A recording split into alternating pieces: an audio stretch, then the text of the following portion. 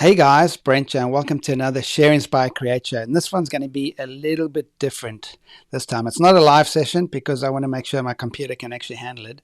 And I'm going to showcase some of the best images from this month's Bootcamp Challenge, which is all about high key photography. So we've got some amazing images over here, all about high key photography. And then I'm going to run through my final high key image, which is this one, the stranded bottle in the sand that I photographed, how I photographed it, and then how I edited it. So let's get into it. And by the way, if you're not part of Bootcamp, make sure you click on the link below.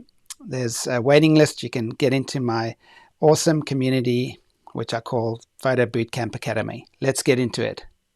All right, so we've had an amazing time inside Bootcamp. Let's just run through here. It's a high key challenge this month.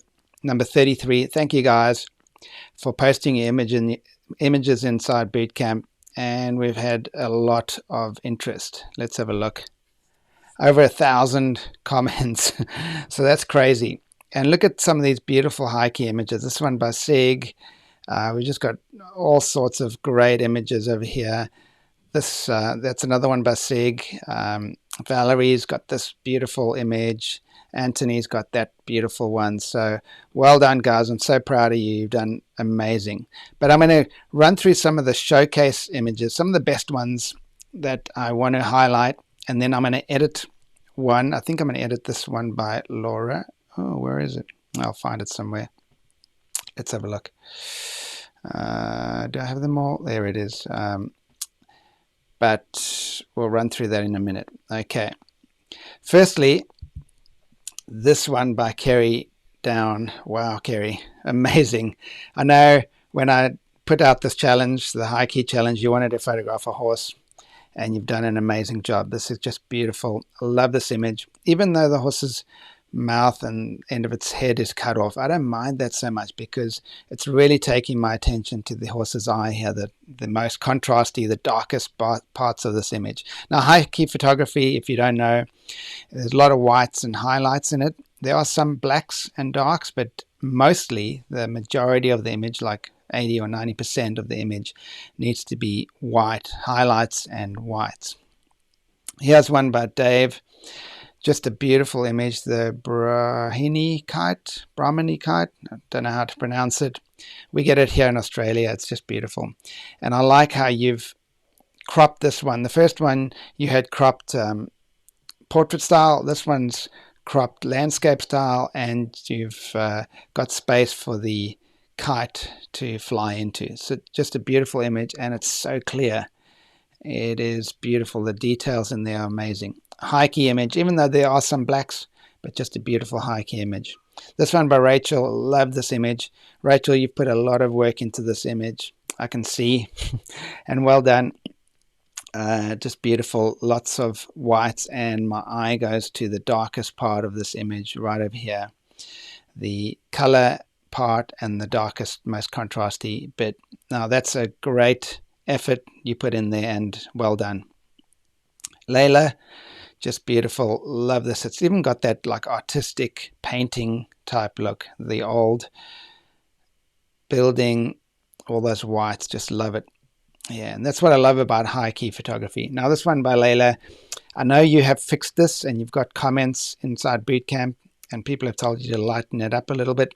I may edit this one if I get a chance to. This one by Janet, just beautiful. This pier, this wharf running off into the distance, lots of whites, lots of highlights, a little bit of color there, a little pastel color in the ocean. Just love that. Beautiful. Those leading lines just lead my eye off into the distance there. Just beautiful. This one by Kerry, just an amazing shot. Beautiful. There's no way you can improve this. It's just lovely. I love all those whites. And this one by Ron, I was going to do a little work to this one, I think, too. But just love this African photo. Lots of lights and lots of highlights in there. And this one by Valerie, just beautiful too. The snow, and I was hoping that you guys would get snow in the northern hemisphere because snow is great for doing high key photography. And this one by Sig, it snowed in, I think Sig, I think you're from Toronto in Canada, Just beautiful. Love those leading lines and the footsteps in the road. And this one by Ron, beautiful too, the fall leaf. All right, so let's go back to this. Maybe I'll do a quick edit on this one over here. So let's go to the develop module. Now this is, I have not edited this image before, so I'm just gonna run and just go for it. Okay, so how can I make this image by Layla a little bit better? So maybe even just crank up the exposure a little bit. Now I'm looking at the histogram over here. Now when it comes, I'll just double click, when it comes to high key photography, the histogram needs to be all the way to the right, the highlights, the whites, the highlights, that's where most of your histogram needs to be. Here it's properly exposed, which is what we normally go for. So I'm going to crank it up a little bit, the exposure. And you know, even just one stop overexposed, now the histogram's more to the right. Okay, that's not bad. I may add a little more contrast here, which spreads the histogram out a little bit more. Let's go to the highlights. Let's crank the highlights up a little bit. Let's crank the whites up there. And we may even crank the shadows up. There we go. All the way up there. That's what I would do to this image. And I may even bring the colors down. So the vibrancy and the saturation, just bring those down a little bit. There. Now to me, that's how I would like to see this image. So that's just a really quick edit. Lovely image. So here's the image from Laura Griffiths from South Africa. I think it's of her daughter. And I suggested to Laura that this is a great image. It's a beautiful high key shot. However, my eye is attracted to this beautiful plait of her hair and not to her eyes as much. I mean, my eye goes to her eyes a little bit, and then to the plait, and then to her eyes, and to her plait. So how can we make this image better? And I suggested that we darken the main point of focus, main point of interest, which is always, well, most of the time, it's for humans, it's the eyes, and for animals.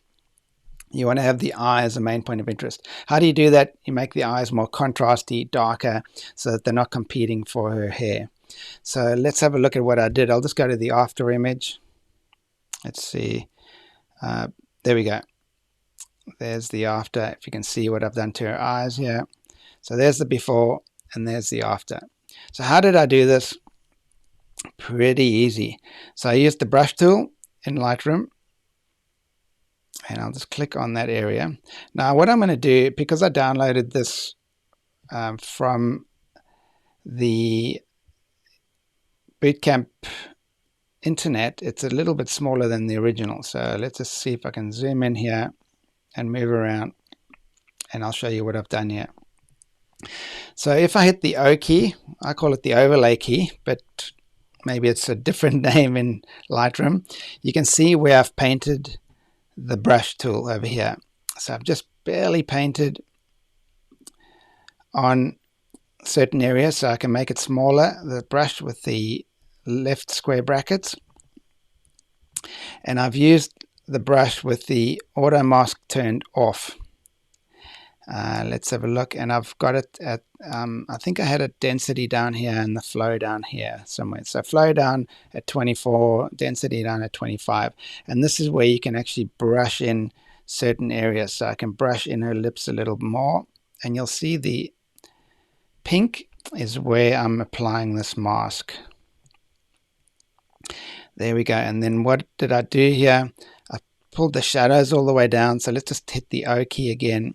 I pulled the shadows all the way down so you can have a look at what happens if I pull the shadows all the way up. I can pull them down so you'll see how her eyes get darker. I pulled the blacks all the way down. So let's have a look at what that's done. Yes, it's pulled the blacks all the way down. So really that's all I've done here, the shadows and the blacks. All right. Now I'm going to show you another trick you can do with the brush tool. So click on the brush tool. You can right click on that little dot and you can duplicate this. So it's going to do 2 of these brushes on top. So there I've got even more darker eyes, darker nostril, and darker lips. Now let's go back to the original. You'll see the difference. This is the original high key image. It's beautiful. I love those skin tones. They're just you know, almost fading off into the background. And here I've made it darker. So let's go back to, let's fit this in, fill it in. Let's get rid of this side here, and we'll see what we've done. Let's get out of the brush tool. Okay. And what did we do here? There we go. All I've done is brighten or darken and give more contrast to her eyes and her mouth and her eyebrows. That might be too much, actually. Now that I've duplicated, it looks a little too weird. So I'm going to go back into the brush tool, adjustment brush tool. I'm going to delete one of those adjustment brushes. Okay, so there we go. That's looking a lot better. So that's what you can do to improve this image. I'm going to go back to my library mode. I'm going to go to, done that one. I might do this one by Ron. I think this one was by Ron. Yes, Ron. Okay, here we go. Let's develop this image. What can we do with this one? Those blacks look really black, so I may just increase the blacks a little bit. And what I'm doing is I'm looking at the histogram over here. So I'm going all the way. Ooh, even if I go all the way up the blacks there, what about the shadows? Increase the shadows, not too much. What about the whites? There we go. And the highlights. There we go. So that's what I would do to yours, Ron. So let's go to the before and the after, just to make it a little more high key. There we go. Great. There you are there. Okay. So I'll open up a Lightroom, my current Lightroom, and I'll show you what I did yesterday morning when I was out photographing my final image for the high key challenge. Got to tell you, I went to visit my dingoes and they are just beautiful. All right, let's scroll down to the bottom of this. There we go. I photographed my lovely dingoes again, and I'll show you what I did. So on my walk down to the beach, first thing in the morning, I wanted to get some high key images, and all I did was I took my 50mm lens and I still had my 3-stop neutral density filter screwed on the front of my 50mm lens. That's okay, bright enough so I didn't have to worry about it. So while this loads up, even though I'm not live, it's still struggling, hey? Anyway, there we go. So I noticed these dingo footprints going up the dunes. I thought, yeah, perfect. I'm going to shoot into the sun going up the sand dunes. So I got a couple of nice shots of the grasses on the dunes, and then I wanted to get the dingo tracks leading up to that sun. So there's one that's okay. I don't mind that. So as I was walking up, you can see all the different shots that I take, all into the sun. So I thought this was quite a nice one because I got this dune grass over here, which is an obvious main point of interest, and then I got shooting straight into the sun. I'm shooting at 100th of a second, which is double the focal length, my rule. So I shoot at double the focal length. It's a 50mm lens, so I'm shooting at 1/100th of a second, and then it ends up being f8. So I'm shooting at shutter priority mode here. f8 because I've got that 3-stop neutral density filter on there. Otherwise, it would have been like f22, really close down. So I was playing with shooting in shutter priority mode and in aperture priority mode. Here I'm shooting in f22 aperture priority mode because I want a broader depth of field. So this one's quite nice. I've got the dune grasses as close as I can to my lens, as close as the lens will focus on them, and then those grasses in the background, and I got the lovely sparkles from the sand, the beautiful sand dunes. So here I was trying another shot. I've got the dingo tracks going up the sand dunes. I got a little bit of erosion from the sand dune where the sand's kind of blown down, and I thought this was the nice one with the leading lines going up there. And then I started shooting these with the leading track going up to the top of the sand dune. I thought, oh, those are great.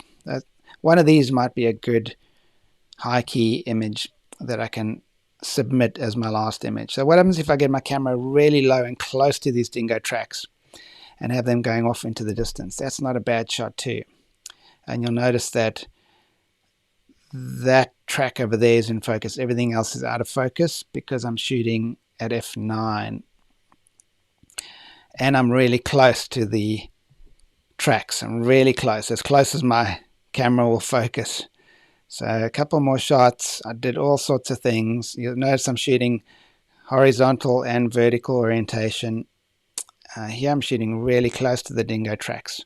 And then I went to the top of the sand dune, and you can see that's Broughton Island in the background with the reflection of the sun rising off the water, and it's just like really harsh light, but it makes for perfect high key images. So this would be great. Make sure that those tracks are in focus, at least that one there, which is, here I'm shooting f22, so everything should be in focus unless I'm focused too close to my lens, and then only the close stuff will be in focus. So I thought that's not a bad one. Dingo tracks going off into the distance, into the rising sun. And I photographed, you can see I photographed a heap of dingo tracks, trying all sorts of things. And then I walked down this other sand dune, and I thought, why not just photograph the tracks on their own? So that might be quite an interesting shot. So I photographed a few of these, the dune grasses, and yeah, I was getting some great shots. I'm like really happy at this point. So I was about to go down for my swim, and I walked down through this area where the sand is blown away, and there's all this debris, human debris, which isn't great, but it makes for interesting photographs, right? So there's broken glass, and it's probably from, decades ago. People have been on these sand dunes for decades and camping and littering, and stuff gets blown around and all that. So I was seeing how close I could focus on these things, these bottles and things. There's some rope, and then this was my image. A bottle sticking out of the sand. It hasn't probably been touched for decades, and I thought, wow, I like that one. There's a different angle where I photographed it at, but I like this one here. And I've done some editing to this. Let's go to the before image and the after, and then I photographed a couple more images. So I'll just show you a shot that from up high looking down, that's what this area looks like. There's just a whole bunch of debris, all sorts of little things here. I can zoom in, I suppose, as I'm walking. So the wind's kind of cleared it, and all these things are becoming exposed. But if you get down really close to the ground, it's a totally different view. Look at that. Look at that when you're really close to the ground compared to that. What a difference. So that's perspective, where you're photographing from. That makes for interesting photos. So let's go to my shot that I submitted into BootCamp for the high key challenge. This is it. Let's go to the develop module. Let's see what I did here as it loads up. Come on, baby. There we go. All right. So not too much with the exposure and the contrast. I haven't done too much over there. What I've done is I cranked up the highlights, the shadows, and the whites, and I brought down the blacks just a little bit. I've done nothing to the vibrance and saturation. So that's really all I've done. Let's go to the before image. There's a before image. Even though I shot it at one stop overexposed, I still needed to do some work on it. So there's the after. So the before and the after. So that's all I've done. I cranked up the highlights, shadows, and the whites, and I reduced the blacks a little bit. Let's zoom in to make sure everything's in focus. It looks like it is. We'll just let this render a little bit. It's loading. Lightroom. There we go. Should all be in focus. Looks good to me. The bottle, at least. Yep. And like I said, inside BootCamp, there's probably a metaphor here for the hell year we've been through in 2020. Maybe there's a message in this bottle that's letting us know what 2021 is going to be like. What do you guys think?